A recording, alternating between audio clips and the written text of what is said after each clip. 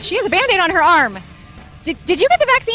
We all got a vaccine like half an hour ago. Today we are out in sunny Laguna Beach, California, doing the COVID vaccine magnet challenge to see how many people we can find where a magnet actually sticks to their injection site on their arm. So what people are doing is they've gotten the vaccine and then they're recording themselves putting a magnet to their arm and it's sticking in the spot where they got the vaccine. So have you seen the videos online of the people putting the magnet on their arm where they received the vaccine? Yes, I've seen it on TikTok a few times, and I've seen it stick to people. I've seen it not. So I'm kind of skeptical. I don't know why it sticks, why it doesn't. People are saying the magnet's actually sticking on the exact spot where they got the COVID vaccine. I've never seen that before, but I'm really interested. And when was your last dose? About 2 weeks ago. Do you know what's in the Pfizer vaccine? I do not. Do you care what's in the Pfizer vaccine? As long as it helps me stay safe, I'm okay. All right, here we go. So it's been a week and a half, right? About? Let's see. Nothing is sticking.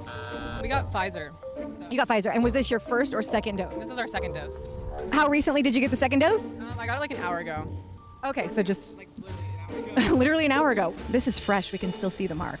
No, I don't think it worked. You could try it. No. Oh, wait. Is it just... Okay, now is that your arm just being, like, moist? Or is that... That's a good question. I'm not sure. I don't know. Do you know where you got the... approximately where? Because I don't see a mark anymore or anything like that. Which vaccine? The Pfizer vaccine. Okay, because I don't know what's happening right now. Let's see if we can find a spot. Feel something over here. No. Is it sticking? No, I haven't felt anything yet. I'm not sure. I don't think I feel anything. I don't feel anything pulling. Do you feel anything? Sarah said that she's received both doses of which vaccine? Moderna. I see the magnet sticking on people's arms, but I don't know if it's true. I don't know. Well, that's what we're trying to figure out here today, too, you know? I'm not feeling, well, I mean, I don't know if that's just because, do you have sunscreen on or anything? I don't have anything on. I don't know why it's sticking. Now, have you heard any of these theories going around the internet that there's like something in the vaccine that would cause this?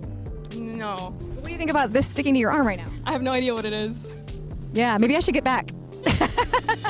Let's see if we can get anything.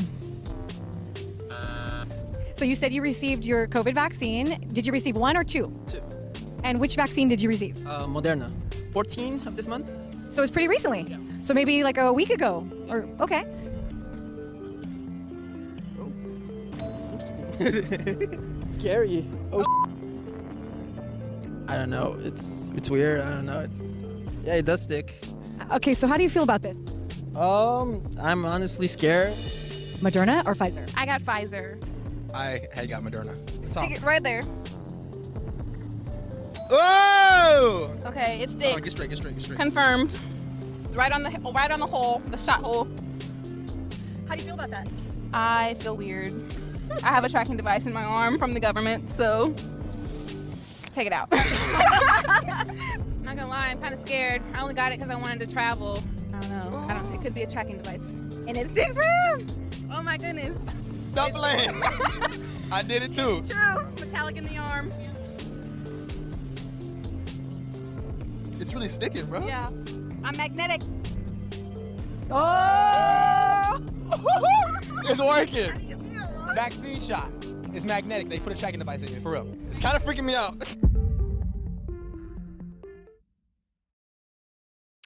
All right, well, what you make of that is going to be up to you, but we're going to bring in Carmen from California here to talk about that investigation and to see what some of her thoughts were and maybe some behind the scenes stuff. Carmen, thanks for joining us today.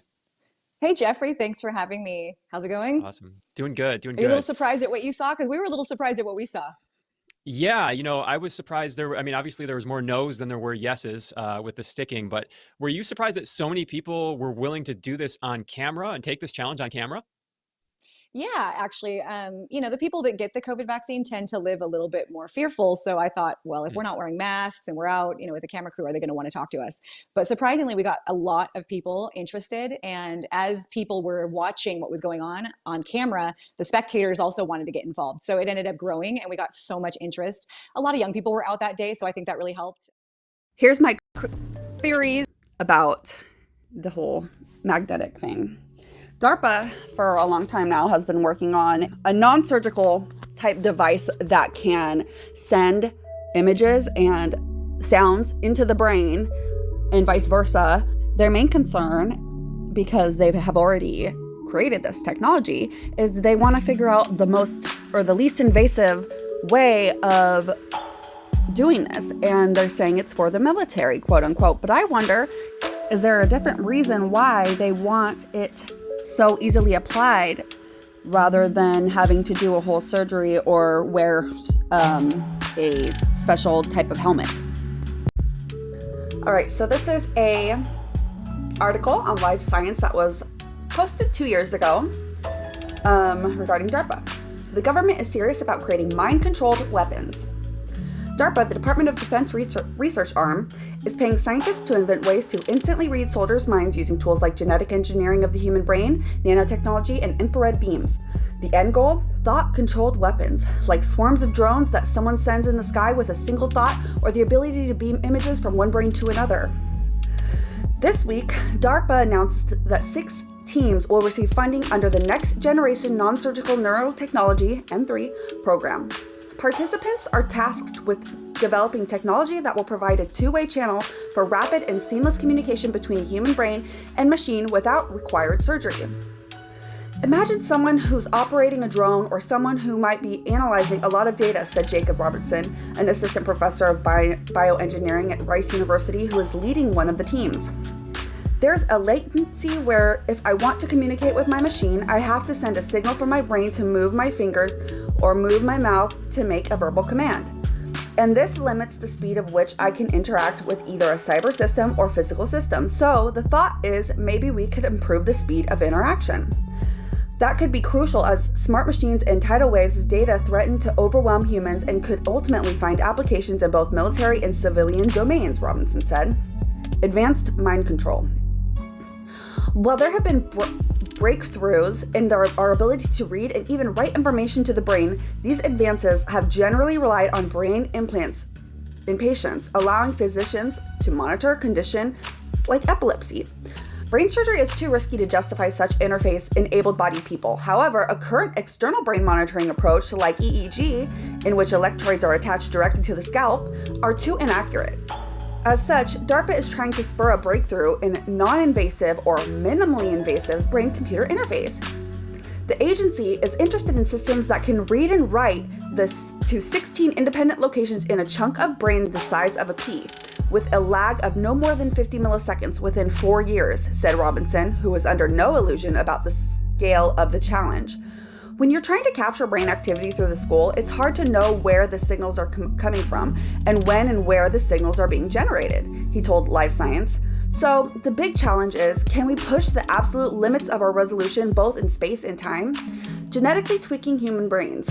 To do this, Robinson's team plans to use viruses modified to deliver genetic material into cells, called viral vectors, to insert DNA into specific neurons that will make them produce 2 kinds of proteins.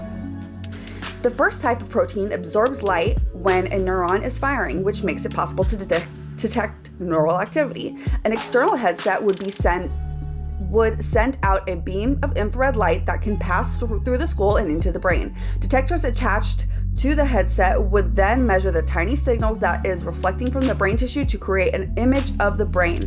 Because of the protein, the targeted area will appear darker, absorbing light when neurons are firing, generating a read of brain activity that can be used to work out with what the person is seeing, hearing, and trying to do. The second protein tethers to magnetic nanoparticles so that the neurons can be magnetically stimulated to fire when the headset generates a magnetic field.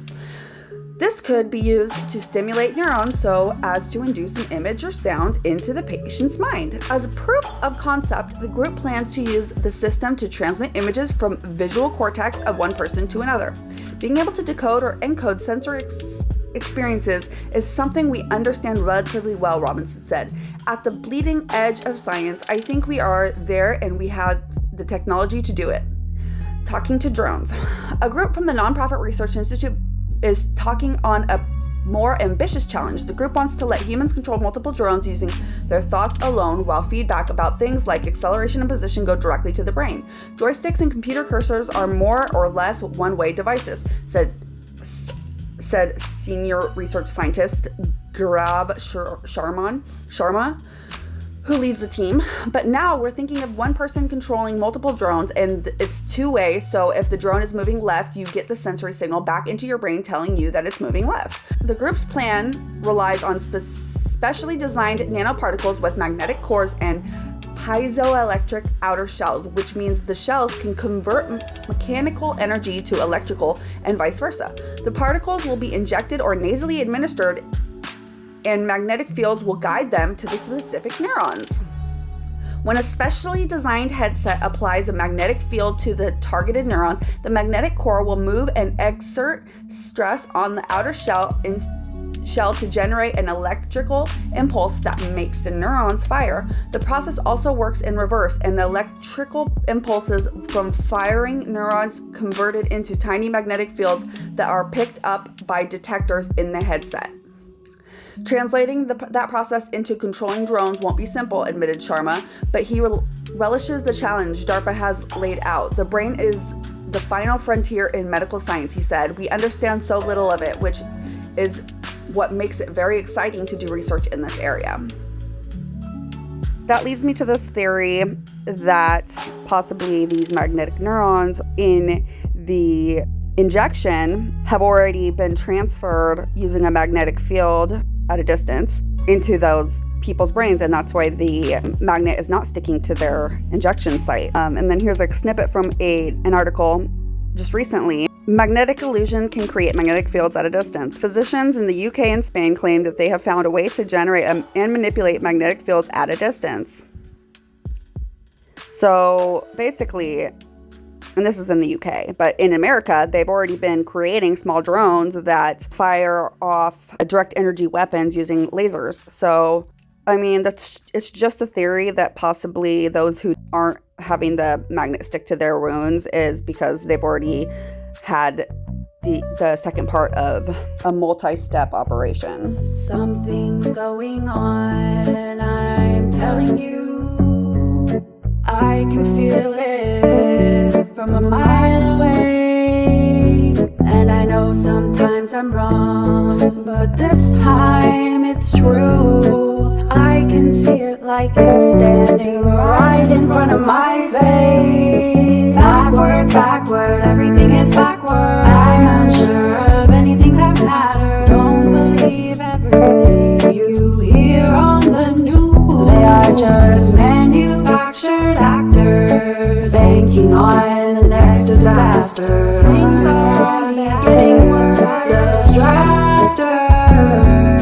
Backwards, backwards, everything is backwards. Backwards, backwards, anything that matters.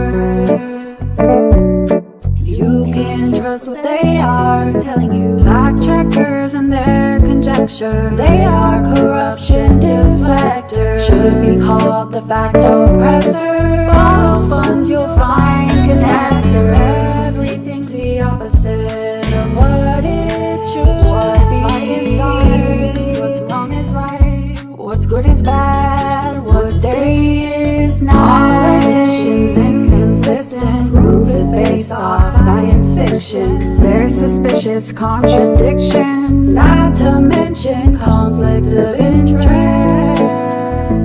I'm telling you, I wish I was wrong, but this time it's true.